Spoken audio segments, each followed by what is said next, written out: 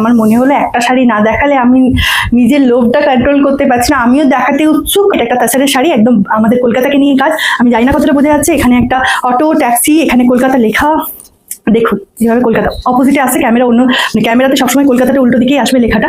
এইভাবে পুরো tram, taxi, হলুদ ট্যাক্সি এইভাবে পুরো করা আছে। অসম্ভব সুন্দর একটা তাসারের শাড়ি, সেটা আমাদের বাংলার কাজ, বাংলার তাসার। দিস ইজ দ্য পাল্লা, একদম কলকাতা, কলকাতার স্টোরি, কলকাতার নিয়ে কাজ। এখানে বড় বড় করে কলকাতা লেখা আছে, পুরো এইভাবে গেছে শাড়িটা। এবং শাড়িটার যে কুচি প্লিটস পোর্শনটা, সেটা কিন্তু আমরা এরকম ব্লকে করেছি। এই ব্লকটা এত সুন্দর লাগবে। আর ব্লক শুধু না, আমি ব্লকটার সাথে সাথে আরেকটা জিনিস দেখাবো, সেটা দেখুন একবার, কি ভালো লাগবে দেখতে। কলকাতাকে নিয়ে কাজ, এই কলকাতার শাড়ি, তার সাথে এইরকম একটা ট্যাক্সি থাকবে পাল্লাতে। আর পুরো অল ওভার দ্য শাড়িতে কিন্তু বারবারই বলছি কলকাতা লেখা থাকবে, ট্যাক্সি থাকবে এবং অটো, এবং তাছাড়াও রয়েছে ট্রাম।